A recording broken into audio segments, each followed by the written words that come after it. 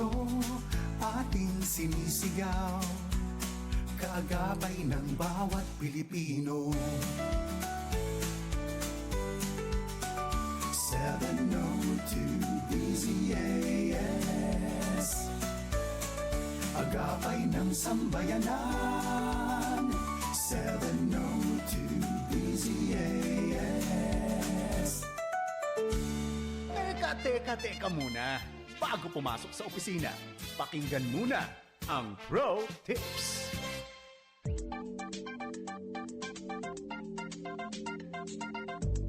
Hello ka-Pro Tips! Kamusta ka na? Ako si Maloy Salumbides. Minsan ba nararamdaman mo at naiisip mo, may relevance pa ba ang ginagawa ko? Relevant pa ba ako? Lalo na siguro kung malapit na tayo sa age of retirement, hindi ba? Pero alam mo, kahit na hindi na natin minsan magets yung interes at lengguwahe ng mga mas nakababata sa atin sa workplace, meron pa rin tayong lugar sa trabaho at sa buhay. Marami tayong matututunan mula kay Abraham. We know him as a man of faith, pero siya ay isa ring successful businessman. Siya ay warrior, mahusay na negotiator, intercessor at leader. Kung titignan natin ang kwento ni Abraham, ang mensahe ay malinaw. Age doesn't matter. Obedience does. Sa Genesis chapter 12 verse 4, 75 years old si Abraham nang tawagin siya ng Diyos para umalis sa Haran. Ang pangalan pa niya noon, Abram. Sa Genesis 21 verse 5, 100 years old na Abraham na ang pangalan niya at ipinanganak ang kanyang anak na si Isaac. Sa Genesis 25 verse 7 and 8, nabuhay siya hanggang 175 years old. Buong buhay, patuloy na sumusunod sa Diyos. Here are 3 pro tips which we can learn from Abraham na magagamit natin sa bawat season ng ating buhay at trabaho. Pro tip 1, hindi hadlang ang edad. Calling ang sukatan. 75 years old, saka naglakbay si Abraham. Of course, nung panahong iyon, mas mahaba ang buhay ng mga tao. Hindi niya sinabi kay Lord, "Senior na po ako. Napapagod na po ako." Siya ay sumunod. Sa work, baka feeling natin na pag-iwanan na tayo. Mas techy ang mga bata, mas mabilis, mas bago. Pero tandaan, ang experience mo ay hindi luma. Yan ay valuable. Hindi mo kailangang makipag-compete. Kailangan mong maging faithful. Hindi hinahanap ng Diyos ang pinakabata. Hinahanap niya ang handang sumunod. Pro tip 2. Kung pa-retire ka na, hindi ka irrelevant. You are a mentor. Maraming natatakot sa retirement kasi parang nawawala na ang sense of purpose. Pero si Abraham, hanggang dulo, meron siyang assignment mula kay God. Instead of thinking, "Tapos na po ba ako, Lord?" Ask God, "Lord, sino ang ihahanda ko?" Mentor the next generation. I-share ang wisdom, ang lessons, ang mistakes na pinagdaanan natin sa buhay. Sa office, sa negosyo, sa church, sa bahay, leadership transfer is still leadership. Hindi ka kinukuha ng Diyos sa frontline. Inilalagay ka niya sa bagong pwesto, multiplication role. Pro tip number 3, obedience means continual growth.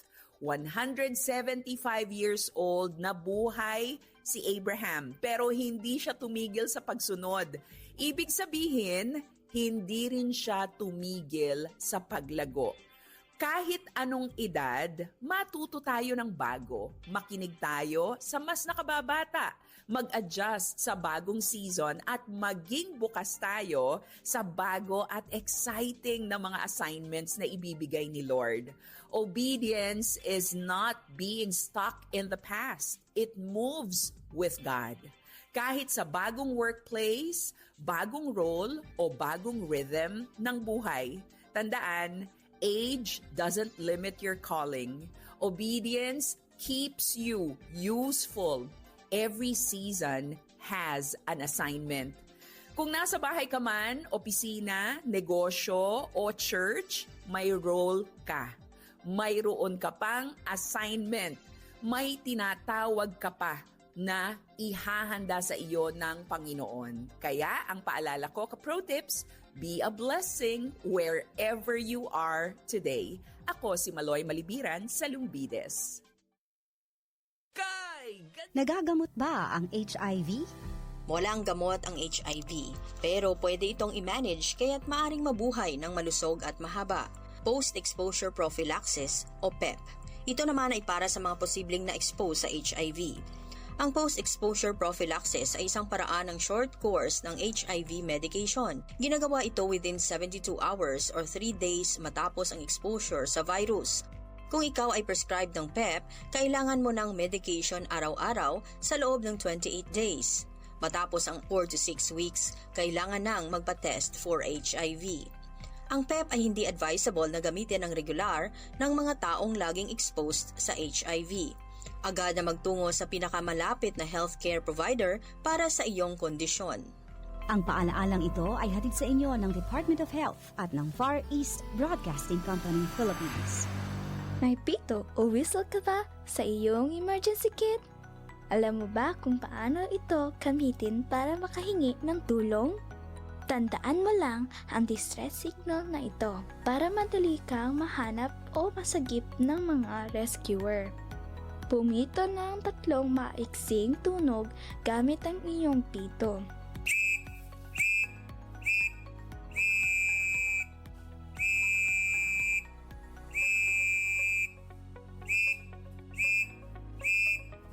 Pagkatapos pumito, ay maghintay kung may sasagot sa iyong distress call. Ulitin ang distress call hanggang ikaw ay sagutin o maltapuan ng mga rescuer. Ang 3 tunog ng pito ay pagsasabi na, I need help. Siguraduhin ituro ito sa iyong mga mahal sa buhay. Simpleng kaalaman para sa ating kaligtasan. Ang paalala nito ay hatid ng 1116 DXAS, your community radio. 1116 DXAS, your community radio. Kasama sa araw-araw, kakwentuhan ka agapay, kaibigan ka barangay. Ito ang radyo mo. 1116 DXAS, your community radio. 1116 DXAS, your community radio.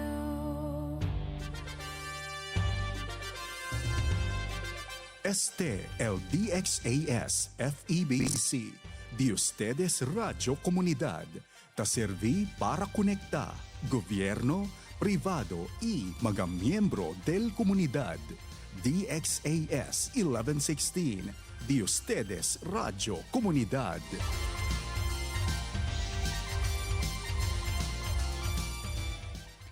Ang oras sa buong Pilipinas, alas 7:10 na ng umaga. Alamin ang mga kaganapan at mga pinag-uusapan sa Zamba Sulta. Makibalita at makibahagi sa pagbabago at pag-unlad. Oras na, Zamba Sulta!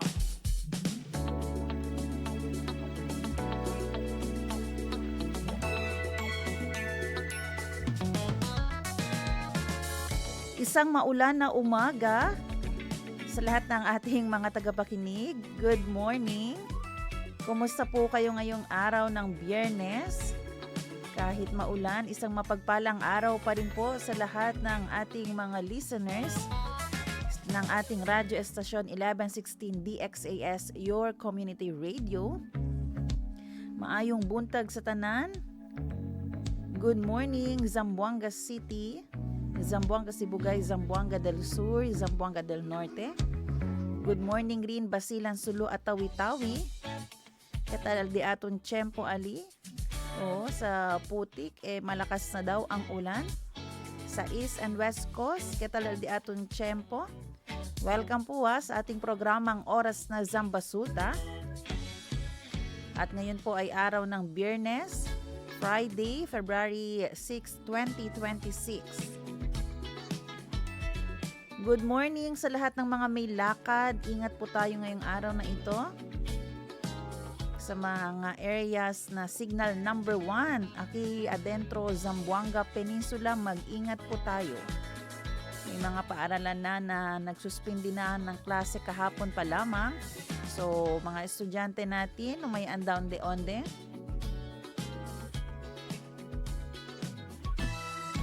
Yung mga estudyante natin dyan, good morning. Ingat po at yung may mga trabaho pa, make sure na may bitbit kayong payong, kapote para ligtas, no? Iwas sa sakit. Oras natin alas 7:12 ng umaga. Muli kayo po ay nakikinig sa ating programang Oras na Zambasuta hanggang mamayang 8:30 ng umaga. Samahan niyo po ako para sa isa't kalahating oras ng balitaan, impormasyon at inspirasyon. Ako po ang inyong lingkod, Sara May Tulabing. Tayong kabarangay, Robin Soling. Assalamualaikum warahmatullahi ta'ala wabarakatuh sa ating mga tagapakinig dyan sa Sulu, Basilan, Tawi-Tawi, no, at maulan na morning. At syempre, Aki, na siyudad de Zamboanga, Buenos Dias. Yes. Partner, good morning, sir. Good morning, Bin. Oo, kumusta ang ating panahon dyan? Malakas ba ang ulan? Hindi naman. Hindi naman masyado. Oo. Ayun, may konting pag-ulan. So, mababasa talaga pag lumabas ng bahay. Pag umuulan, mababasa talaga tayo. Oo. Kasi kanina, maambon. Oo, sabi pa ng husband ko, mag-raincoat ka. Sabi ko, hindi na. Kaya yan. So, ayun. Kinaya naman. Pero umaambon na kanina mga 6:30 nung nag-drive tayo. Oo. Pero praise God, hindi naman malakas ang ulan kanina. Okay nga, no. At saka, pansin na pansin talaga sa boses mo na nabasa ka ng ulan. Ganun ba? O may mga, hindi pa kasi ako nakainom ng tubig, siguro kaya ganito. Parang boses na lalaki. Anong tawag nila? Nanlamig ka. Nanlamig, oo. Hindi pa kasi nakakainom ng tubig. Parang may panaghoy. O yan yung natin ngayon Binabasa ko lang. Binabasa mo pala. Kaya pala alam mo. Ikaw kala ko yan timing ba? Pinsaba yan timing. Naigali. Pensaba lang to. Kaya nga. Ayan po, oras natin alas 7:14 ng umaga. Siyempre, Bin, imbitahan mo ang ating mga listeners. Saan pwede mag-text? Kaya naman mga kabarangay, no, kayo po ay pwedeng mag-join, pwedeng magbigay ng inyong mga komento, no, mag-text sa ating text line sa 0916-296-6625 o kaya naman ay pwede rin mag-send ng inyong mga tanong, no, sa ating Facebook page sa 1116 DXAS, Your Community Radio. Yes, at aming pinapaalahanan po yung mga mangingisda natin dyan. Oo, sana safe lang po kayo. Huwag nang pilitin talaga, masama po ang panahon ngayon. Alam nyo naman, ayaw na natin maulit pa yung nangyari, no, doon sa Alison. Although nung time na yun hindi masama ang panahon, pero yung pagkalubog, 'di ba, yung pagkadisgrasya sa dagat, gulay-gulay lang muna siguro, no, Bin. Andyan ka pa ba, Bin? Oo, sir, no, yun nga. Andito pa tama, no. At saka alam mo sa Surigao del Sur. Medyo kaya naka-monitor tayo maayos kagabi, no, kasi yun nga yung kapatid ko nasa Surigao at walang tigil, no, bumabaha doon actually sa kanila. Doon ba siya nagpraktikum? Siya ba ang minimin mo? Oo, or iba pa? Wala na. Gusto mo, actually tinuturing ko lahat ng tao na kapatid, no, pero meron naman akong kapatid na Karnal. oo, by blood. inborn, oo. Hindi. Siyempre yung kapatid ko, yung nagpo-practicum siya. Kaya medyo puyat din tayo nung naka-monitor din tayo kagabi sa kanya. Oo. Ayun.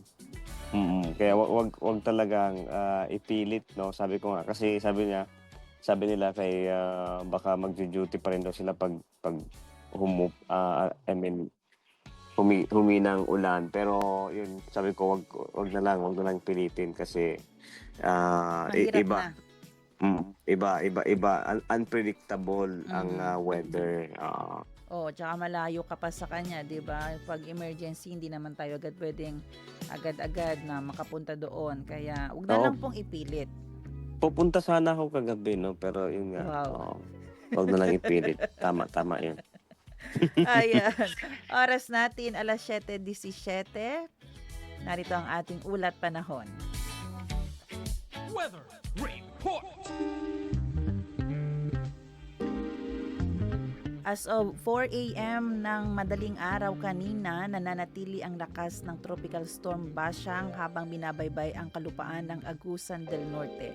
Ang sentro ng Tropical Storm Bashang ay huling namataan sa bisinidad ng Habonga, Agusan del Norte at may lakas ito ng hangin na nasa 65 km per hour malapit po sa sentro. Aabot naman ang pagbugso nito sa 90 km per hour at ang central pressure area ay nasa 1,000 HPA. Kasulukuyang galaw ay kumikilos ito ng pakanluran, hilagang kanluran sa bilis na 25 km per hour. Dito po sa Zamboanga Peninsula ay nag-issue na po ng Tropical Cyclone Bulletin number 15 na kung saan ay signal number 1 po ang Zamboanga del Sur, northern and central portions po ng Zamboanga del Sur. Signal number 1, Bayug, Kumalarang, Pagadian City, Tigbao, Lakewood, Dumingag, Mahayag, Molave, Josefina, Tambulig, Aurora, Ramon Magsaysay, Suminot, Midsalip, Labangan at Tukuran. Signal number 1 din sa northeastern portion ng Zamboanga, Sibugay. Ito ang Kabasalan, Diplahan, Buug at CI. Samantala, signal number 1 din ang eastern and central portion ng Zamboanga del Norte. Apektado dito, apektado ang Mutya, Pinyan, Polanco, Dipolog City, Dapitan City, Sibutad, Rizal, La Libertad, Salug, Leon, Postigo, Sindangan, Jose Dalman, Manukan, Pres Manuel Rojas, Katipunan, Sergio Osmeña, Senior, si Ayan, at Godod. Samantala, inaasahang mananatili ang kategoryang tropical storm si Bashang habang binabaybay nga ang Central at Western Visayas. Posible itong humina at maging isang tropical depression mamayang gabi o bukas ng umaga at tuluyang maging isang low pressure area sa linggo ng umaga, Pebrero 8. Dahil sa mga pagbabagong ito, pinapayuhan ang publiko at ang mga tanggapan ng disaster risk reduction and management na magsagawa ng lahat ng kinakailangang hakbang upang maprotektahan ang buhay at ari-arian. Ang mga taong naninirahan sa mga lugar na tukoy ng lubhang delikado sa mga panganib na ito ay pinapayuhang sumunod sa direktiba para sa paglikas at iba pang instruction mula pa sa lokal na opisyal.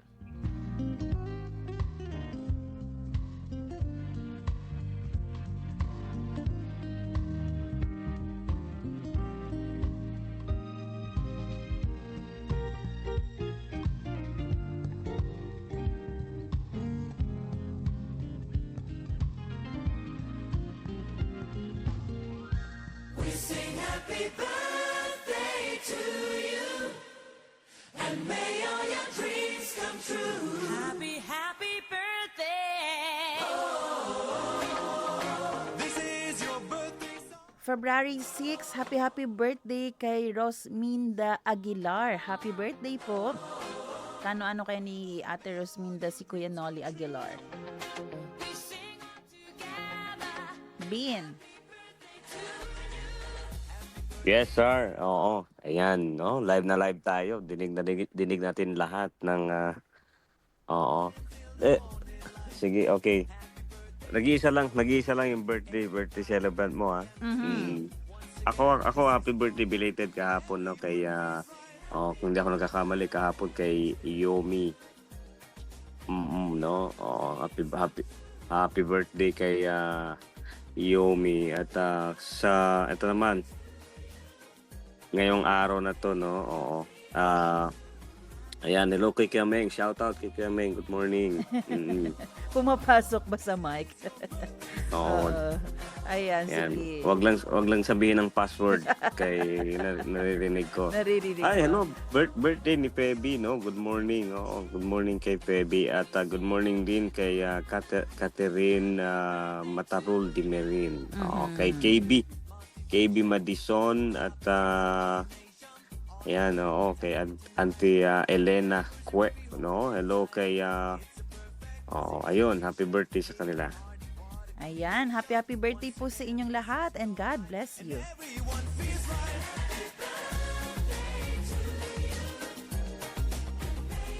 Salita at tanong ngayon.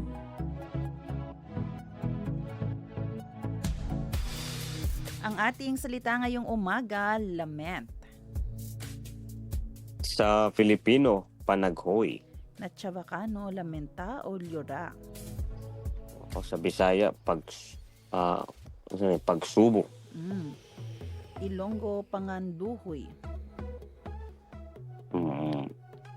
Ayan, no. So far, hindi ko, Hahanapin mo pa. Pero ito po yung tanong natin ha. How do you handle the painful situations in your life? Ayan. Kung meron po kayong mga painful na mga experiences sa inyong buhay, paano nyo po ito hinahandle? Sabi po sa Lamentations 2:11, my heart is poured out on the ground. Sabi po ito ni Jeremiah, because children and infants faint in the streets of the city. Sa Tagalog, namumugto ang mga mata ko sa kaiiyak. Bagbag na bagbag ang aking kalooban. Matindi ang pagdadalamhati ko dahil sa kapahamakang sinapit ng aking bayan. Nakahandusay sa mga lansangan ang mga bata at ang mga sanggol. Meron isang story ng isang 10-year-old na bata. Ang pangalan ay si Mercy. Alam mo, medyo kawawa to si Mercy kasi nga nung bata siya, yung papa niya ay namatay dahil sa sakit na AIDS. Pero that time, yung father niya, iniisip pa nga parang na witchcraft siya, no? So, pero namatay pala ang papa dahil sa AIDS. So, dahil namatay ang papa niya, lumaki siya na naging mas close na lang sa kanyang mama kasi wala na nga siyang papa. Kaya lang, nagkaroon din ng sakit ang kanyang nanay. At nung mga panahong yun, 3 years after nung nalaman niya na may sakit ang mama niya, namatay din. So, wala na silang parents. So, itong si Mercy, lumaki na kasama niya ang kanyang mga kapatid na iba na ang nagpapalaki sa kanila, orphan na sila. Alam mo anong ginawa ni Mercy dahil nga sa sinapit niya, sa painful situation, hindi madali na lumaki ka wala ng mga magulang. Sabihin natin 13 years old siya by that time. Hindi madali yung responsibility na ikaw na ang magbabantay sa mga kapatid mo. So alam mo anong ginawa niya? Gumawa siya ng journal bin. At lahat ng kanyang pain ay doon niya isinulat, doon niya ibinuhos, doon niya ni-record lahat. Katulad ng ating verse ngayon, si Prophet Jeremiah, nag-keep din siya ng record ng kanyang pain. Di ba kanina nga, iyak siya ng iyak. Sabi doon, umiiyak siya dahil sa sitwasyon ng mga bata na nakikita niya na nakahandusay, yung mga sanggol. At yung Book of Lamentations, sinulat niya doon lahat kung paano na-experience ng Judah, yung pananakop ng Babylonia, di ba? At Jeremiah was really grieving. Grieving talaga siya, hindi talaga yung madali yung nararamdaman niya, yung sitwasyon niya. Pero lahat yan, kung si Mercy merong record ng notebook, eto si Jeremiah, talagang binuhos niya naman ang kanyang damdamin, ang kanyang panaghoy sa Panginoon. So, kagaya natin, kung tatanungin, saan mo ba inilalabas ang iyong lamentations? Saan mo ba nilalabas ang iyong damdamin? Ikaw, Bin, no? Parang nagsusulat ka talaga, Bin. Doon mo ba nilalabas lahat ng nararamdaman mo? Ay, oo, no. Yun nga, sir. Tama yun, no. At saka, isa sa mga, kumbaga, legit, no, para sa akin na, yung bang, pag magsusulat ka is, hindi mo siya iniisip. Oo, kundi, dinaramdam. 'Di ba? You don't just think, sabi pa nga sa English, no, kundi you feel. Kasi pag inisip mo siya, magpo-post ka. Magpo-post ka, no, at saka magbibigay ka ng pressure sa katawan mo. Kasi kapag, 'di ba, pag nag-iisip tayo, 'di ba, hindi pwedeng wala kang pressure na ibigay. Pero pag feel ang ginamit mo, wala siyang pressure, no, alam mo, 'di ba? Mas may release. Oo, release, no. Kaya sa mga kabarangay natin, 'di ba, kapag pinilit natin, 'di ba, masakit. So kapag pinilit mong isipin, tinatandaan mo kung ano yung nangyayari. Kumbaga parang may manipulation na nangyayari ba? Alam mo yun, sir, no? So sa tausog, ang lament is dukta. Oo, yun nga, no. So nafi-feel mo yung 'di ba, yung hindi mo ina-analyze yung nararamdaman ng mga tao, kundi nafi-feel. Kaya 'di ba, nasasaktan si Jeremiah, eh. Alam mo, Oo, ganon din tayo kay Lord. Hindi, 'di ba, meron kasing fina-follow minsan na Acts prayer, adoration, tapos confession, tapos thanksgiving, supplication. Alam niyo po, not all the time kailangan maging formal, or kaya kailangan may pattern na sinusunod on how we talk to God. Magsabi ka lang, 'di ba? Kasi yun nga sabi ni Robin kanina, pag may ganun ka, may sinusunod ka na format, minsan magpo-post ka. Hindi magiging ganun ka genuine, hindi magiging ganun ka honest yung sasabihin mo. Pero hayaan mo, mag-open up ka kay Lord, 'di ba? Pwede kang mag-open up. May pastor na nagsabi, kung galit ka, mag-open up ka kay Lord. Kung may question ka, mag-open up ka kay Lord. Magsabi ka, kasi ano man ang sabihin mo, ang nararamdaman mo as human, maiintindihan niya ng Panginoon. 'Di ba? Maiintindihan niya 'yan, matatanggap niya 'yan, dahil hindi naman siya katulad sa atin na kapag tayo ay nag-open up sa ibang tao, na-offend, nagagalit. Pero si Lord, kaya niyang intindihin. Kung umiiyak ka, nakikiiyak din ng Panginoon. Kasi alam niya, siya lang ang pwedeng makaintindi ng lahat ng ating nararamdaman, kahit gaano pa yung kagulo. Diba? Kasi minsan hindi mo maintindihan ang nararamdaman mo. At saka alam mo, sir, no, gustong-gusto ko talaga ito yung sinabi dito, no? Pour out your heart like water in the presence of the Lord. No, oo. Alam mo yun, water, no, walang kuan yun, eh. Walang forma, walang hugis. Hindi niya kailangang maghugis heart, or 'di ba, hindi yun nga yung sabi mo, no. Hindi kailangan formal, 'di ba? Yung pagiging formal kasi, o yung pagkakaroon ng pattern, ginawa lang natin, eh. Tayo lang para maging guide. Oo, para maging guide, no. Pero minsan kasi, most of the time, dapat kailangan mong gamitin yung common sense. Kasi kung halimbawa guide pa rin ang gagawin mo, no, nasa open field ka, pero since alam mo yung duck, cover and sit, di ba? Sit, duck and cover. Pero nasa open field ka naman, o pwede ka namang, di ba, I mean, maghanap ng malapit ka lang sa isang pinaka-safe na lugar. Pero since alam mo yung sit, duck and cover, kapag lumilindol, yun yung ifa-follow mo, di ba? Wala alam mo yun, di ba, nakikita mo yung analogy doon na meron kang pwedeng gawin. So the same in praying, no? Alam mo, sa pagpupray, most of the time, no, honestly, sir, ako ganun lang eh. Parang sabi ko nga minsan yung habang nagkakape, doon ko palang maisip yung mag-open up ng lahat ng mga bagay, di ba? Hindi siya during sa sanctuary o during sa gathering, di ba? Alam mo yun, yung mga ganun. No? Kaya, kasi kumbaga natural, yun ang point ko doon, no? At saka yung, alam mo yung term na dukka, no? Talagang, yun eh, mabigat yun, sir, no? Oo, sobrang bigat yun. Kumbaga, parang ramdam, alam mo yun, parang ganun ba, no? Ramdam mo yung lahat. Mm. Totoo. Ayan, totoo yan, no? At dito nga sabi, it's good, no? Katulad ni Mercy and Jeremiah na nag-pour out ng kanilang puso sa Panginoon. So, tayo din po, we are invited na mag-pour out din sa Panginoon. Lalo na Bino kasi pag hindi nakakapag-open up, masyadong mabigat. Pero susubukan nyo po na i-open up sa Panginoon lahat ng inyong nararamdaman. Although God permits such pain, pero always remember, He grieves with us. No? Nakikisimpat siya ang Panginoon sa atin.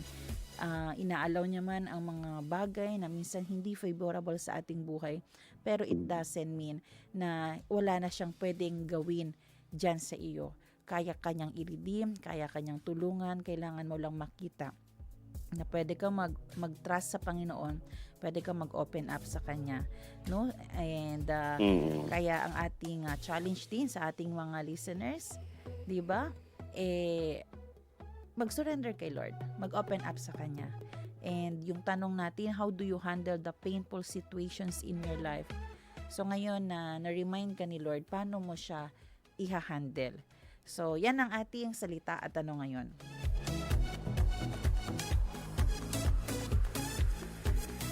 Zambasulta Balita. Oras natin mga kaibigan, alas 7:33 ng umaga. At para po sa ating mga balita, nag-anunsyo ng suspensyon ng klase kahapon ang ilang munisipalidad dito sa Zamboanga Peninsula dahil nga sa masamang panahon na dulot ng Tropical Storm Bashang.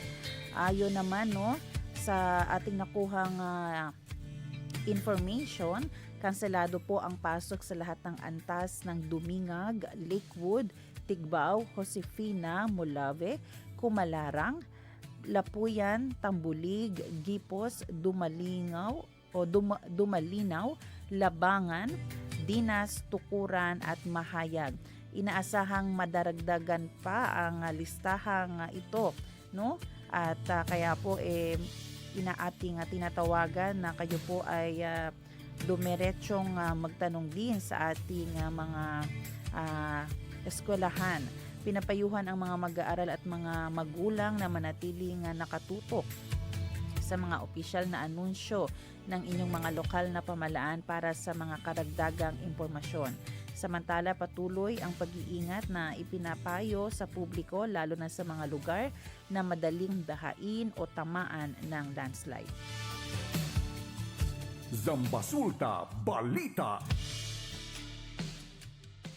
Muling ipinaliwanag ni Secretary to the Mayor Celso Lobregat na sumusunod lang sa health protocols ang lokal na pamahalaan ng Zamboanga sa kung paano ipoproseso ang mga katawan ng missing passengers na mare-recover ngayon ng mga otoridad. Ito ay matapos may mga pamilya na hindi nagustuhan ang desisyon ng mga otoridad na agad na dadalhin sa processing facility ang mga katawan na makikita at agad na ililibing. Ayon kay Lobregat, ito ay dahil sa estado na mahirap nang makilala o hardly recognize ang katawan ng mga biktima maliban na lamang kung may mga ID itong nasa katawan. Dahil dito, hindi maaaring isagawa ang agarang pagproseso ng soko sa pier para sa kapakanan ng kalusugan at dignidad ng mga biktima.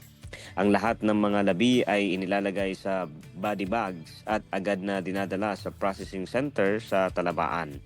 Sa ilalim ng kaayusan ng City Health Office o CSO at SOCO, ang mga pamilya ay papayagang makita ang kanilang mga mahal sa buhay pagkatapos lamang ng opisyal na proseso sa mas angkop na pasilidad sa Talabaan.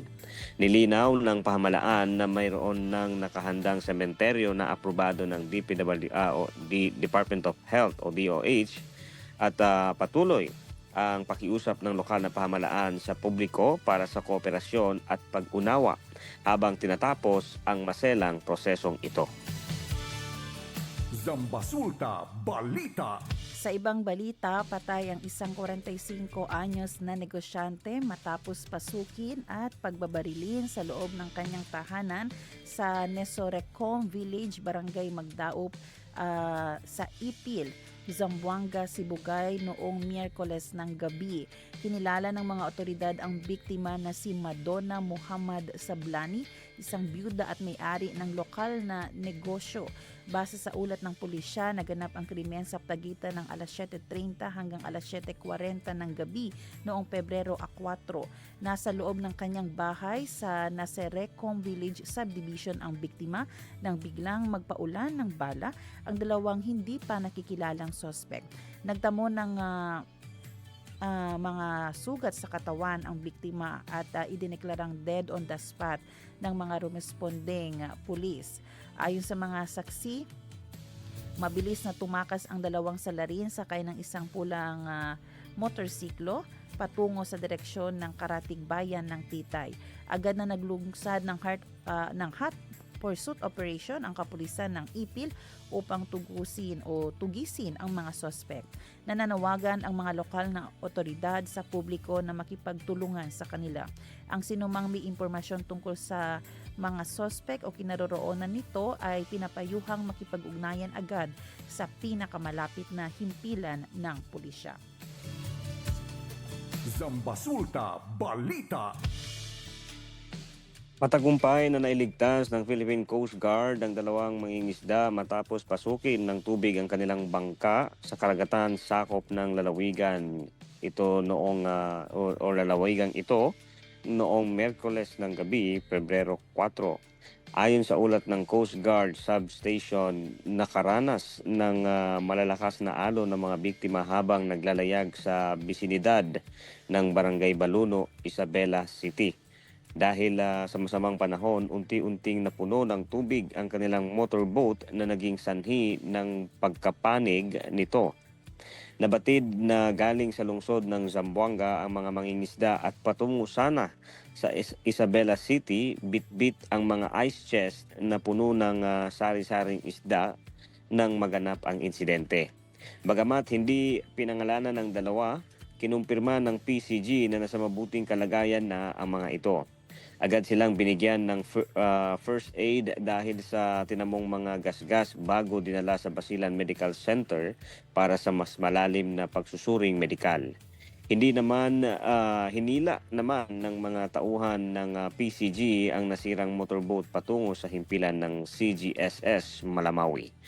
Nagpaalala ang Philippine Coast Guard sa publiko, partikular na sa mga mangingisda, na palaging bantayan ang ulat panahon bago pumalaot upang maiwasan ang anumang disgrasya sa gitna ng dagat. Zambasulta Balita. Naaresto ang dalawang itinuturing high-value individuals o HVI matapos makumpiska ang nasa 1.7 milyon pesos halaga ng iligal na droga sa dalawang magkahiwalay na operasyon sa Sulu at lungsod ng Zamboanga nitong mga nakaraang araw. Ayon kay Police Brigadier General Edwin Quilates, Pro-9 Director, kapwa 34 na taong gulang ang mga suspect na nasa ilalim na ngayon ng kustodiya ng pulisya. Unang nadakip noong Lunes, Pebrero 2, ang isang suspect sa barangay Timbangan, Indanan. Nakuha sa kanya ang 100 gramo ng hinihinalang shabu na nagkakahalaga ng mahigit o nasa 680,000 pesos. Arestado din noong madaling araw ng Linggo, Pebrero 1, sa barangay Tulungatong ang ikalawang suspect at nasamsam sa kanya ang nasa 150 grams na pinaghihinalaang shabu na may market value na 1,020,000 pesos. Ang mga operasyon ay isinagawa ng pinagsanib na pwersa ng pulisya, Philippine Drug Enforcement Agency o PDEA, 100 Infantry Battalion at Naval Intelligence Security Group. Samantala, inihahanda na ang mga kaukulang kaso laban sa mga suspect. Zambasulta Balita. Nagbabala ang Securities and Exchange Commission o SEC sa publiko laban sa pamumuhunan sa kumpanyang BG Wealth Sharing Limited. Ayon sa inilabas na advisory ng SEC nitong nakaraang linggo, ang nasabing grupo ay napaulat na nangangalap ng pera mula sa publiko kapalit ng mga pangakong malalaking kita, tubo o interes. Mariing nilinaw ng komisyon na ang BG Wealth Sharing Limited ay hindi rehistrado at walang kaukulang pahintulot o secondary license mula sa SEC upang mag-alok o mangolekta ng anumang uri ng investment. Dahil dito, pinaalalahanan ang lahat na huwag mag-invest sa naturang kumpanya upang hindi mabiktima ng investment scam. Para sa kaligtasan, maaaring i-verify ang rehistrasyon ng anumang kumpanya sa checkwithsec.sec.gov.ph o i-download ang SEC Check app. Hinihikayat din ng SEC ang mga biktima o sinumang may impormasyon tungkol sa iligal na gawain ito na agad magsumbong sa Enforcement and Investor Protection Department o EIPD sa pamamagitan ng kanilang official website. Zambasulta Balita.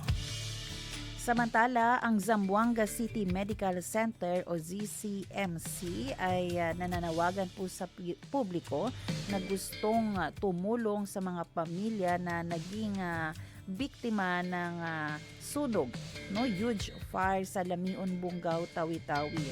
Sila po ngayon ay tumatanggap ng donations in kinds at pwede pong i-drop off mismo sa ZCMC Administration Lobby. Pwede nyo rin pong i-contact ang PACU, PACCU sa kanilang number 0956-1859414, 0929-3922-102 para po sa lahat ng mga gustong magpaabot ng kanilang tulong. Ito po yung sunog na umabot po sa nasa 1,000, yung mga bahay na natupok ng apoy. At mga needed items po, sabi ng ZCMC, kailangan po talaga ng hygiene kits, ng sabon, toothbrush, toothpaste at iba pa. Pwede rin po kayong magbigay ng mga sapatos, ng mga medyas po para sa mga estudyante. Kasi may mga estudyante po tayo na talagang wala nang naisalbang gamit. Pwede rin po kayong magbigay ng mga used clothes niyo, o hindi na mga ginagamit na mga damit. And basta nasa good condition naman po ang ibigay natin at malinis. Tatanggap din po sila ng mga blankets and towels. Ayan, kumo, tuwalya. At pwede rin po kayong magbigay kung may mga sobra po kayo ng mga hijabs para po sa mga Muslim women natin na naging biktima rin po ng nasabing sunog.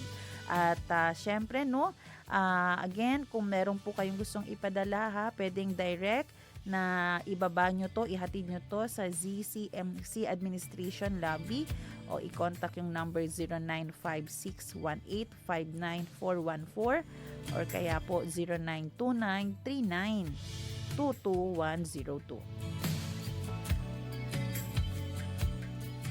Zambasulta Balita.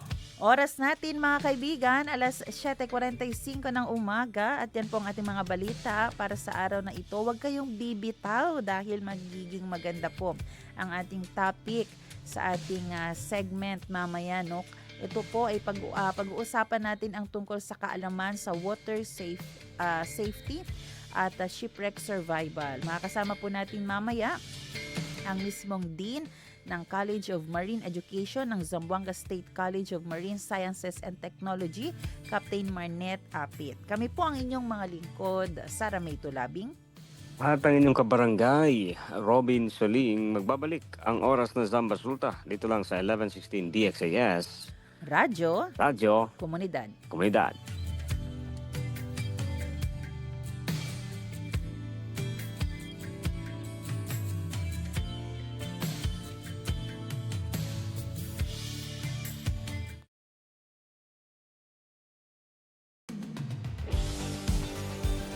Pakinggan ang mga kwento ng nagbagong buhay sa pamamagitan ng mensahe ng pag-asang mula kay Hesukristo. On air, online, at on the ground. Ito ang The FEBC Report. Kasama si Luis Miguel Castillo, President ng FEBC Philippines. Hindi lang mga Pinoy ang naaabot ng ating broadcast. Kwento ng isang apo mula Vietnam ang maririnig natin ngayon. Ang kanyang lola ay naabot at na-touch ng ating shortwave broadcast. Nakilala ko si Yun Tan Tuan or Barnabas sa kanyang English name noong Missions Month Fair sa Union Church of Manila, my home church. Vietnamese student siya ng ethnic program sa IGSL. Full-time missionary din ng Go School Vietnam na umaabot at nag-e-equip sa mga underprivileged youth na maging Christ-centered leader. The gospel seed come to my family when my grandma is around the year of 1970, after 1975, after the communists take control of the whole country, and sharing the gospel and doing evangelism is still strictly prohibited in the country, and no one can go out to share the gospel at that time. A very strange signal with unusual news. Ganyan ang description ng kanyang lola nung unang marinig ang broadcast. Ito ang naging daan para ma-introduce siya sa mabuting balita. And later on, my grandma became a believer, and we found out that the news come from that radio channel is broadcasted from the Philippines. Ang gospel broadcast ay isang buto na naitanim sa kanyang puso. Hindi man agad naging believer ang kanyang lola through listening, lumago ang kanyang faith nang makasama ang iba pang mga believer. And she remembered like, oh, I heard this one before, this news before. And after that, she get involved into the local church. And the local church flourished her faith in Christ. Many Vietnamese people got saved through the radio at that time. Like many tribe and Vietnamese people in general. Naaalala ni Barnabas kung paano naging faithful ang kanyang lola. Nagbabasa siya ng Bible at umaawit ng hymns sa kanilang bahay. Para sa kanyang parents noon, label o title lang ang Christianity. Ang steadfast faith ng kanyang lola ang naging dahilan para magbunga ang kanilang paniniwala. Ginabayan niya ang pamilya toward a genuine relationship with Jesus Christ. Indeed, God's work can reach well beyond such small beginnings. Sa Pilipinas, higit 40 ethnic languages ang inaabot ng ating shortwave broadcast. Ang ilan sa mga ito ay targeted sa Vietnam. Ang bawat broadcast ay parang buto na itinatanim sa puso ng bawat listener. At ang mga tumatanggap sa pananampalataya ay makakapagtanim na rin sa iba. Gaya ng nangyari sa pamilya ni Barnabas. Sa kabila man ng persecution and political restrictions, we take heart, for Jesus has overcome the world. Sabi sa 1 Corinthians chapter 3, verses 6 to 7, ang Diyos ang nagpatubo at nagpalago. Hindi ang nagtatanim o nagdidilig ang mahalaga, kundi ang Diyos, sapagkat Siya ang nagpapatubo at nagpapalago. Hindi man natin makita ang growth immediately, but when we faithfully sow God's Word, we can be sure that it will accomplish what He pleases and will prosper where He sends it. Mission natin na gumawa pa ng mga programa na puno ng gospel seed na aabot sa loob at labas ng bansa. Kung aming mga programa ay nakatulong sa growth ng inyong faith, we'd love to hear your story. I-message mo kami sa FEBC Philippines Facebook page o mag-email sa info@febc.ph. To support FEBC's gospel broadcast and bring hope to more people, please visit febc.ph/give. Hanggang sa susunod, ako si Luis Miguel Castillo para sa The FEBC Report. Take care and abide in Christ. Napakinggan mo ang The FEBC Report. Para maging updated sa ating stories online, mag-subscribe na sa ating YouTube channel at i-follow ang ating Facebook at febc.ph. Maging kabahagi sa misyon ng Far East Broadcasting Company Philippines na ipahayag ang mensahe ng pag-asa ni Hesukristo sa mundo. Bisitahin ang aming website sa febc.ph/give. Salamat sa inyong suporta sa ministeryo ng Panginoon. Pagpalain po kayo ng Diyos.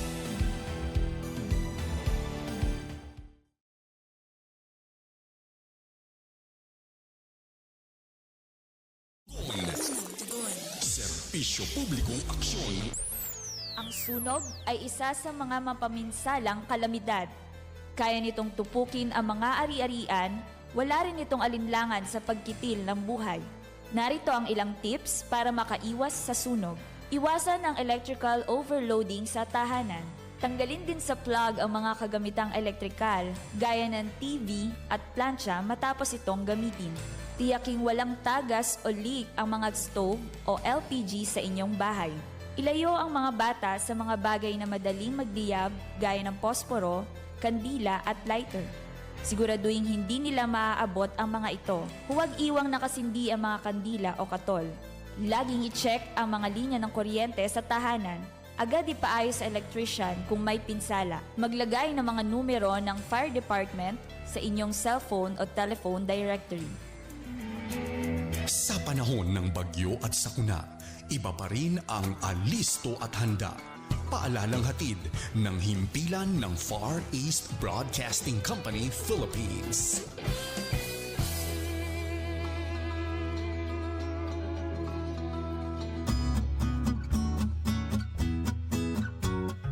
Uy Mare, di ka maniniwala.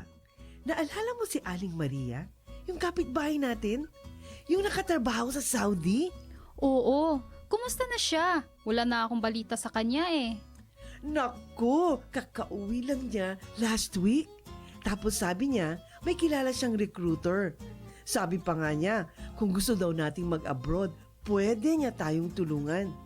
Mabilis makakaalis, walang poproblemahin, at maaahon natin sa kahirapan ang pamilya natin. Talaga ba? Pangarap ko talagang kumita ng dollars para sa pamilya ko eh. Sigurado kang matutulungan tayo nitong recruiter ha? Sigurado yan. Binigay na ni Aling Maria sa akin ang contact number ni Madam. Siya yung recruiter. Okay talaga to si Madam kasi mabait daw at maraming koneksyon sa Saudi at Dubai. Sandali lang. Pag-isipan natin itong mabuti.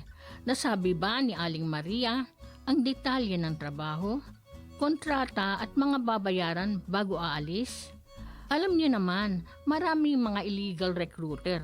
Baka, imbis na magandang buhay para sa pamilya, ay trahedya ang maging bunga nito. Ang nega mo naman! Sure ako dito! Okay na to! Wait lang. Huwag makontento sa okay na to, lalo na kung tungkol sa pagtatrabaho abroad. Alamin ang tabang proseso ng pag-abroad. Huwag basta maniwala sa mga pangako para hindi maging biktima ng illegal recruitment at human trafficking. Protect yourself, protect your family, and protect your future. Bago maniwala sa nagsasabing okay na to, bumisita sa Department of Migrant Workers o DMW para sigurado ka. Bisitahin ang kanilang official website o tumawag sa kanilang hotline. Your safety and your future are worth more than empty promises. Don't take the risk, be informed, be safe. Ang paalalang ito ay hatid ng Department of Migrant Workers Region 9 at ng 1116 DXAS, your community radio.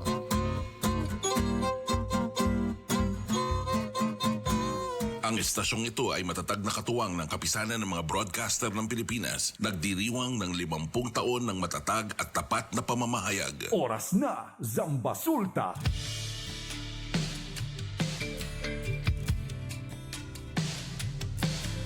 At nagbabalik ang oras na Zambasulta. Kayo pa rin po ay nakikinig sa 1116 DXAS, your community radio. Muli ako po ang inyong lingkod, Sara May Tulabing. Ang DXAS ay isa sa mga himpilan ng Far East Broadcasting Company at kasapi sa kapisanan ng mga broadcaster ng Pilipinas. Ang FEBC ay isang non-profit, non-commercial at donor-based radio station. At dahil po sa katapatan ng ating Diyos at sa inyong partnership, tayo ay nagpapatuloy sa paghahatid ng mabuting balita ni Kristo. Inaanyayahan naman namin kayong maging bahagi ng ating radio ministry. Pwede nyo pong iscan ang ating QR code o kaya ay mag-deposit sa ating bank accounts para sa inyong donasyon. At para ma-acknowledge namin ang inyong donation ay magpadala po kayo ng mensahe sa amin. Muli, maraming salamat sa inyong partnership at God bless.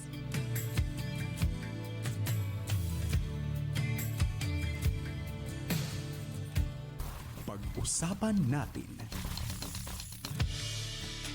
Oras natin mga kaibigan, alas 7:56 ng umaga. Batiin ko muna ng isang magandang umaga ang ating mga tagapakinig sa Facebook. Ayan, galing kay Ma'am Neneng Kasipe. Good morning, Ma'am Sara and Automobile. Good morning po sa inyo, Ma'am Neneng. At meron din dito si Tristan Gulay. Buenos dias, Kuya Robin at Sara. Si Ma'am Liliana Hunt, mapagpalang araw. Mapagpalang umaga sa lahat. Good morning. ¿Qué tal ustedes todo? Cuidado na Malchempo Ali. Ma'am Nife, good morning Ma'am Sarah May and Sir Robin. At syempre, happy birthday daw, sabi ni Ma'am Neneng Kasipe kay Carlito Katage. Ayan, happy birthday Carlito. Good morning sa iyo. At si Ma'am Liliana Han, sabi niya pa, reflection niya sa ating salita at tanong ngayon na segment, bien duele na korason si Chene kanatong ko sa tapasa kay hindi kita taintende. Magasitwasyon, difícil intende. Noy kita ko sa pwede ase, noy kita kontrol na magasitwasyon. Si hindi kita atraka kun Diyos, reza kita kun todo. Corazon, lura, pidi ayuda kay El Dios lleno de gracia, ilastima ng magahente, takono se conele kay Ele poderoso. Ele ay dali kanatun el paz, hindi kita ay sinti kita libyano con el mga difícil sitwasyon kay ay dale contigo buen wisho. Ayan, Mania. Ayan, medyo nagkaroon siguro ng typo error. Pero maraming salamat po, Ma'am Liliana Han.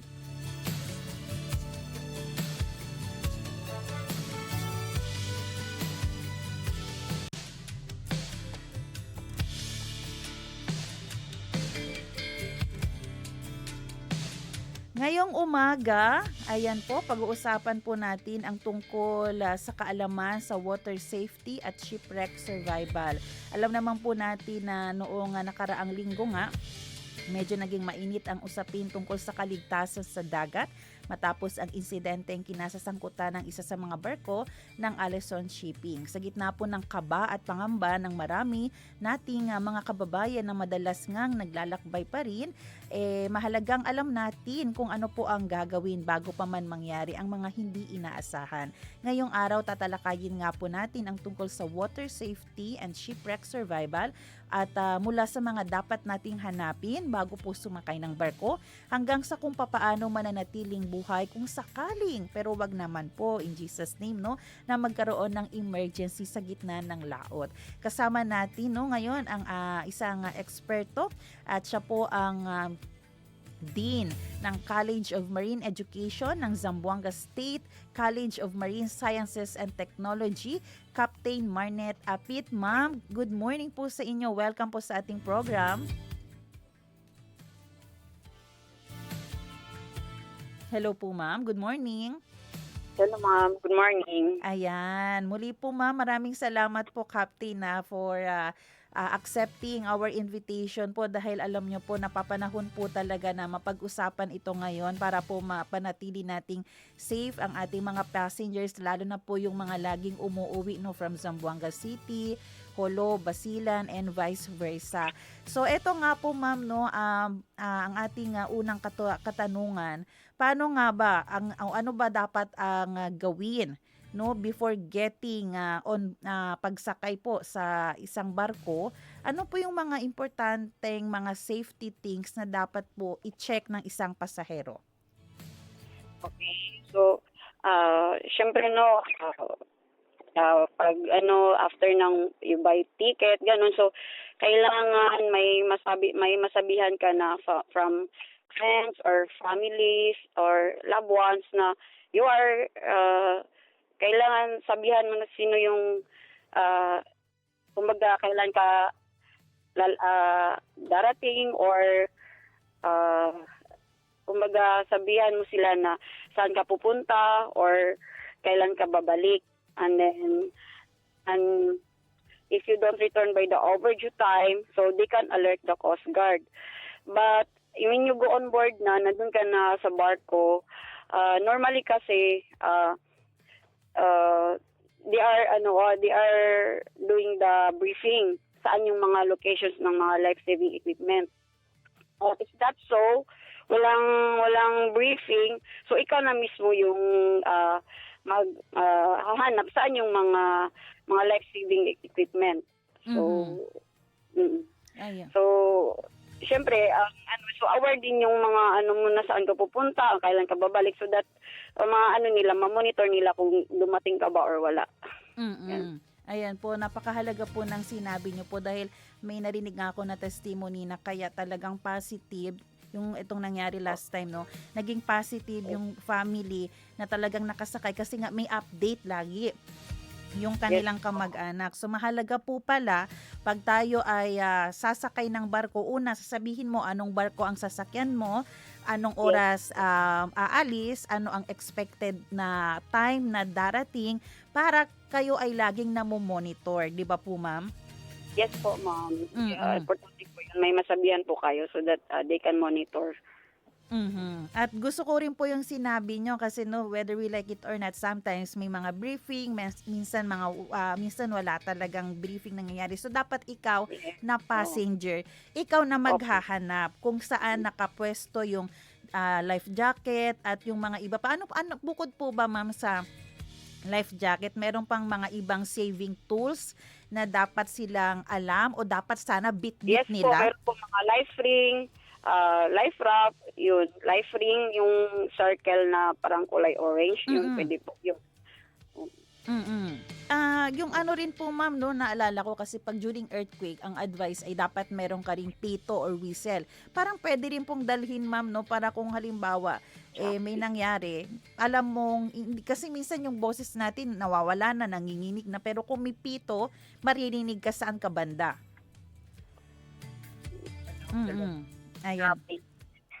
Ayun, medyo may challenge tayo sa ating signal, no? Ganyan po, Captain Pete, okay na po ba ang ganito signal?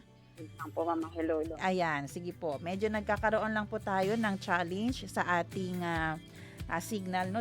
Dahil din siguro sa panahon. Pero yun ay advice po, no, na tayo mismo ay magkaroon ng sariling whistle. Kasi po napakahalaga po niyan kung halimbawa nasa dagat na tayo or kung saan ka ba naipit or saan ka ba minsan nalalak ka ba sa CR. Di ba pag may whistle tayo, madaling malaman nung mga nasa paligid mo, may tao dito kasi may pumipito. Pwede rin sigurong ganyan. Hello po Captain Outfit, welcome back po. Okay na po ba? Na loud and clear na po ako? Yes po, klaro na po ma'am. Ayan.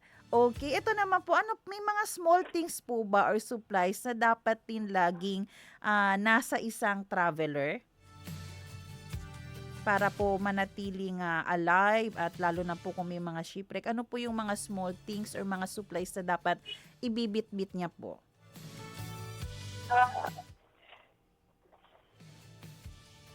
So if you are on the water, you are nearly invisible to rescuers, no? So you need to bring this like whistle, waterproof flashlight.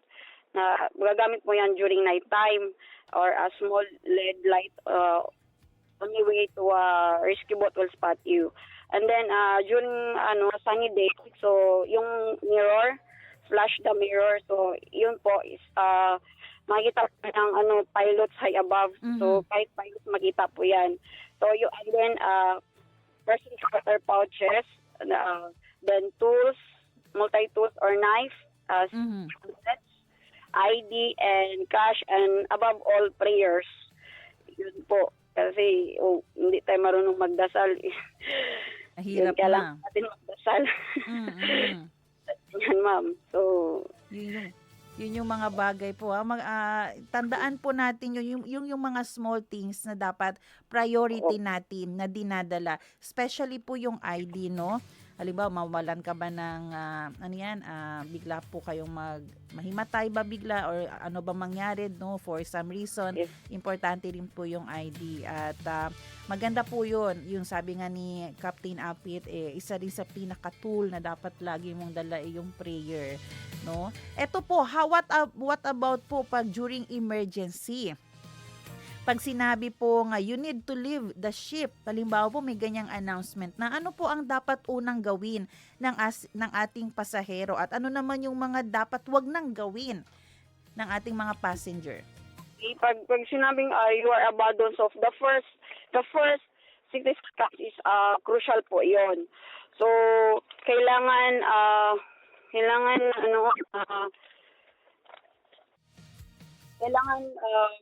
yung panic is yung pinaka biggest enemy mo, yung panic. So yung priority mo is to get off the vessel na you should be safe.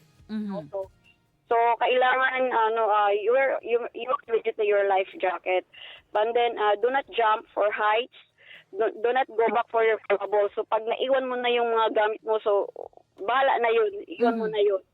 So kailangan and then do not jump into debris or oil. So yun po, isa po yun sa para at least ka sa barko. Kasi 1 minute lang kailangan makaabandon ka. So, yun. So kailangan kung labanan mo yung mo kasi for you to survive. Mhm. Okay. So ano pala po ma'am, no, yung 1 minute, napaka-crucial, napaka-importante na pag sinabing iwanan na, umalis na, i-abandon na yung ship, dapat presence of mind, wag mataranta, wag magpapanik, sundin. At paano po ba tatalon po sa tubig? Meron po kasi tayong mga report. Last time, may report po ako nakuha sa ZCMC. Nagka-left injury, nag-undergo ng surgery. Siguro po, may tamang position po ba paano tatalon sa tubig na hindi po masasaktan ng ating katawan? Mm-mm. Hello? Ayan po.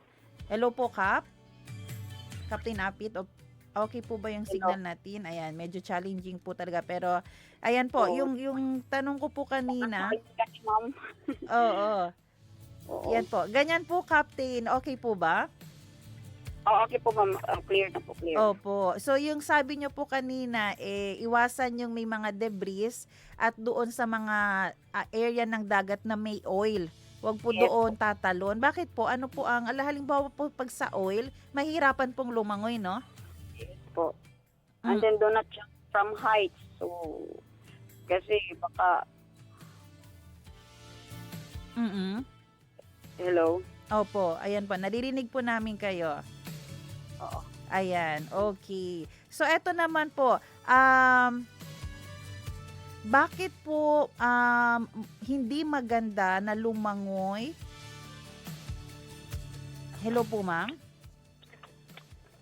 Ayan, sige po. Oras natin mga kaibigan, alas 8:09 ng umaga. Oo, dapat matanong talaga natin to kay Ma'am Med dahil maganda po ito, no? Itong ating topic ngayon. Alam nyo po, marami po kasi sa atin ang sumasakay ng barko pero medyo hindi po natin alam ano yung mga gagawin during emergency. Good thing, no, kung alam natin ang gagawin, pero what if talaga walang alam, kaya maganda po ma-discuss po natin ito. So kanina sinabi na nga, no, ilan sa mga sinabi ng ating guest na dapat alam natin yung mga small things na meron tayo sa ating bag na dapat nandun yan lagi para for emergency reason o for emergency situation. Diba? Yun yung mga importante na meron ka, like yung ID mo, yung whistle mo, dapat may maliit ka rin pala na knife, no? Kasi nga for emergency kailangan mo. And then may mga nabanggit pa siya kanina. So hopefully po, no, yan yung mga bibit-bitin natin. So Captain, hello po. Naku, pasensya na po, medyo challenging talaga ang ating signal. Opo, malakas po yung hangin dito, ma'am. Oo, sige po. Eto naman po, Captain, no. Ano po ang kailangan unang gawin halimbawa po na-stranded na po yung situation, ano po yung mga dapat gawin ng isang passenger po na na-stranded na siya sa isang lugar? Ano po? Opo. Ano po yung na-stranded na po. So, first, no, yung pag na-stranded na, so, you call help first, and shelter. So, yung una-una, calling for help and shelter. And then, number 2 is water. Number 3 is food. So, bakit una-una yung calling for help and shelter? Kasi po, in maritime survival situation, yung shelter means is getting out of the water. Because getting away of the water and wind. Kasi, kumbaga, 3 hours lang po yung exposure from the cold or heat, pwede po tayong mamatay, yung tao po. So, kailangan, unahin muna ng, yung shelter. Kasi, then, pati yung, natin is, human body survive for about 3 days without water. And then, 3 weeks is without food. So, kahit wala ka munang kain or inom tubig, basta unahin mo muna yung shelter. Makaalis ka sa tubig tsaka sa hangin. Iwas ka ng hangin. So, yun po ang priority po natin. Okay. The rule 3. Yun po. Ayan. Good thing pero good thing mas okay din po no kung meron ng pag after ng may makita ka ng safe place, meron ka ng makitang tubig, para mainom at pagkain. Meron po ba kayong tips, Captain, paano po makahingi na ng tulong? Halimbawa po na-settle niya na po yung sarili niya, nakabawi na siya ng lakas. Paano po hihingi ng tulong kung halimbawa po wala po siyang cellphone kasi nawala na po, nalunod na, nabasa na? Hello. Sige po, Captain, go ahead. Ano po yun, ma'am? If ever na nandun na Opo, okay na. Okay na siya, naka-rest na po siya, may shelter na siya, may food, meron na siyang water din na nakita kung saan siyang na-stranded. May tips po ba kayo paano siya hihingi ng tulong? So during the day, halimbawa, nandun ka, so if during daytime, so you contrast, so during nighttime, so you contrast, you create a light, and then kung if during daytime, mirror or whistle, yun, para so that easy ka lang mahanap. Kasi parang kumbaga, parang needle ka na hinahanap ng mga rescuer, so iko-contrast mo yung nighttime tsaka daytime. So, or create a fog or smoke, ganun. Okay. Opo, may nakita din po ako dati. Pero may nakita din po ako dati, Captain, no, ang ginagawa, consider po ba ito, yung parang maghahanap po siya ng area na wala masyadong, halimbawa, napunta ka sa forest, o kaya sa islam, maghahanap ng area, yung madaling makita ng helicopter or ng eroplano, tapos parang maglalagay ng salitang word na help. Malaki talaga. Halimbawa, maghahanap ng mga kahoy, tapos yung mga kahoy, parang gagawan mo ng word na help, para yung pag naghahanap na sa aerial, makikita nila may word na help, alam nila na meron doong missing passenger na nakatira or na-stranded sa area na yun. Yes po, ma'am. Pwede po yun. Kumbaga, yung nature ng forest or ng ocean, gagawa ka ng distraction. Parang yung pagka-natural niya, so gagawa ka ng para makita na, it's a man-made. So, parang ganun. So, at least makita ka kaagad. Ayan. So, ilan po yan sa mga dapat po ninyong gawin? Gagawa ka ng mga man-made. So, tama po yun. Tama. Ayan, at maganda rin po pala, Captain, no, na marunong silang gumawa ng apoy kasi may mga talagang halimbawa mga ganyan, wala kang posporo, wala kang lighter, dapat alam po paano mag-ignite ng fire. Ayan po. Sige po, eto naman po, may mga wrong ideas po ba about drinking water or finding food sa dagat na may possibility po naging dahilan na mamatay po yung tao? Yes po, if inumin mo yung seawater, so mas mabilis kang mamatay if ever. So kung pwede, wag niyo pong inumin yung seawater kasi it leads to rapid kidney failure. So only eat if you have an abundant supply of water, of fresh water. So that's the time ka lang kakain kung marami kang baon na tubig. At kaya pa, muna kasi yung mo is, pati yung siguro pag ikaw yung nasa parang hindi mo naisipin yung kain ka ba o hindi, ang sa'yo is parang masurvive ka, mahanap ka, yun talaga ang pinaka best way na makita ka kaagad, yun talaga ang unahin. Ayan po. Sige po. Eto naman po Captain, what if grupo po sila na nagsama-sama. Hello po. Opo. Ayan. Ganyan po, Captain. Hello. Hello? Okay, sige po. Ang gusto ko palang idagdag din na tanong bago dito sa huling mga tanong natin.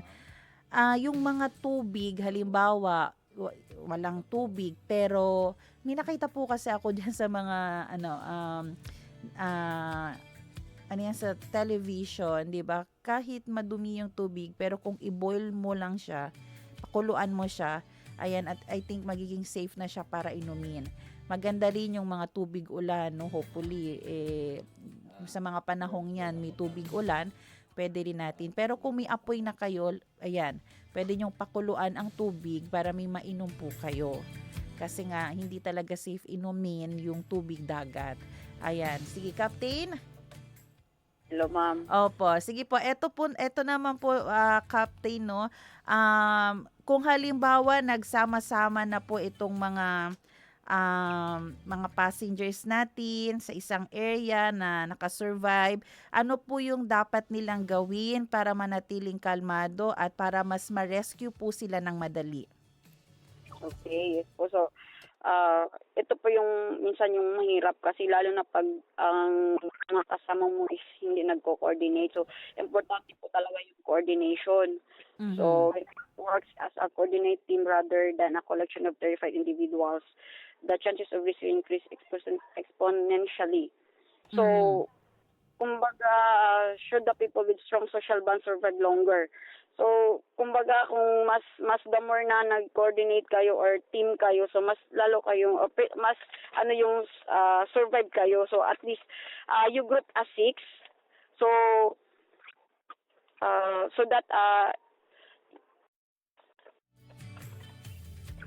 hello.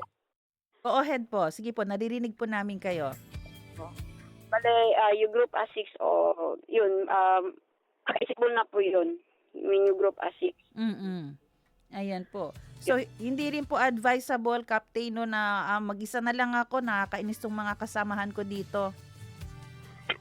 So, mas lalo po kayong hindi mahanap pag you are alone and kung kanya-kanya po kayo, so lalo yung rescue team or yung rescue boat, so pupunta sila ng iba't ibang direction, so saan sila so yun, and then kumbaga kung stay lang po kayo in a safety zone, visible lang po on the ship, on the so mas easy po kayong mahanap kasi yun po ang location nila na yung sa maritime communication, yun po ang na-receive nila na location. So doon po sila agad pupunta. Pag wala po kayo doon, so mahirapan po yung mga rescuer. Ayan. Okay, oras po natin mga kaibigan, 8:20 ng umaga sa ating pagtatapos po. Captain, ano po ang inyong message sa ating mga tagapakinig para manatili pong safe po during ng mga emergency po sa dagat? We are talking about all safety. So small deviation of safety protocols causes risky of lives, or we are talking about vessel of the ship. So kumbaga, kung hindi po 100% tayo na sumunod sa safety protocol. So, may risky po. Yung situation natin on the risky na po. So, yun. Dapat, kung 100% po tayo, susundin natin yung safety protocols. Ayan. Maraming salamat po sa ating naging guest ngayon. No? Ating tinalakay ang kaalaman na dapat meron tayo pagdating sa water safety at shipwreck survival. Muli ang ating naging guest ngayon from Zamboanga State College of Marine Sciences and Technology, Dean of College of Marine Education, Captain Marnet Apit. Captain, maraming salamat po. Yes, ma'am. Thank you po. Thank you dyan sa lahat ng staff. Thank you for inviting me for the speaker, and thank you. Good morning.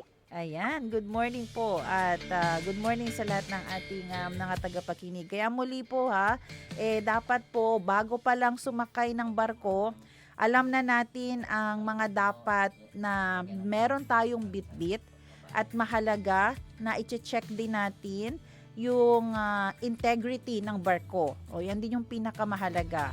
'Di ba? Minsan kasi mas mura dito o kaya mas mabilis itong maglayag. Pero meron bang tinatawag na integrity yung barko. So i-check din po natin 'yan. At kung hindi mo alam, walang briefing, walang orientation, saan mo kukunin, saan ka pupunta, ikaw mismo ay gagawa ng paraan para alam mo kung nasan ang life vest, saan ito, kung may emergency, 'di ba? Sino, kung pwede nga ma-identify mo sino yung mga crew, mga tripulante, pati kapitan, i-identify mo na din, 'di ba? Para during emergency, knowledgeable ka. Alam mong may stock knowledge ka, alam mong may pwede ka nang gawin, alam mo nang paano iligtas ang iyong sarili. Napaka-crucial po according sa ating guest yung 1 minute pag sinabing leave the boat, no, kailangan po yung presence of mind natin. Napakahalaga po niyan. Alam natin, wag mo naman ililib na wala kang life vest, di ba? Walang life jacket. Mahalaga po yan. Yung mga mahalaga din, identification card, ilagay mo, no, isingit mo na kung saan na hindi pwedeng mawala kahit anong mangyari ang paglangoy mo. Ayan, yung may tinatawag rin silang dog tag. Meron kasi ang ganyan yung husband ko. Parang necklace siya and then andun yung pangalan niya. For, alam mo na, future purposes na din. Mga mahalagang bagay knife, ayan, kasi 'di ba kung halimbawa natali ka kung saan or may kailangan kang putulin, meron kang whistle, mahalaga po 'yan at pag naligtas ka na. Halimbawa, lumubog ng iyong barko, napunta ka, napadpad ka sa isla, ang pinakauna mong gagawin, maghahanap ka ng area na safe ka. Kasi di ba minsan sa mga isla, hindi natin alam kung may mga wild animals dyan. So at least, may area ka na safe ka. Mahalaga din na makagawa ka ng apoy. Kasi syempre, pangluto mo, magpabukal og tubig, diba? Pwede rin dahil sa smoke ng apoy, makakuha ka ng atensyon sa mga naghahanap sa'yo. At syempre, yung mga wild animals, natatakot din yan kapag may nakita silang fire. So, maraming pwedeng gawin. Kaya, yung mga laging naglalayag po, alamin po natin paano gumawa ng apoy. Lalo na kung hindi na natin magamit ang posporo, ang lighter, o ano pa man. Yan yung mga basic na survival ways na dapat po alam natin. Pero of course, we are hoping and praying na hindi na ito mangyari ulit. No? As of now, nasa 30 passengers missing pa rin at patuloy na hinahanap. At ngayon, medyo challenging ang ating dagat dahil sa sama ng panahon.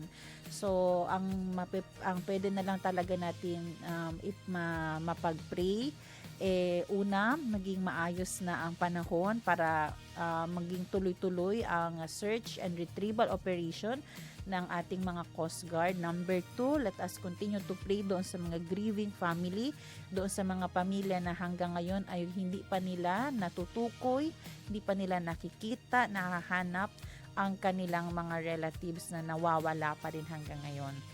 So patuloy po natin yan ipanalangin. Oras natin 8:25 ng umaga. Maraming salamat po sa lahat ng mga tumutok sa atin sa radyo at Facebook. Maraming salamat sa ating radio technician Kuya Rolando Alfonso Romel Paulino. Abangan nyo po ang susunod na programang Serbisyong OFW, Family Matters at Radyo Singkauman. At magkarinigan po tayo muli dito alas 7 ng umaga. Ako po si Sara Mitulabing. At gusto ko po pala munang mag-shoutout bago ko makalimutan kay Sir Louie Gallardo na siya nga talagang nag-effort, nag-coordinate para ma-invite natin ang ating guest ngayon. Hello po Sir Louie, Ate Mau Gallardo at kay Larry. Muli ako po si Sara Mitulabing. Nagpapaalalang posible ang pagbangon at pagbabago, tayo ay maging bahagi ng solusyon ngayon. Sama-sama tayong umaksyon dahil oras na Zamba Sulta.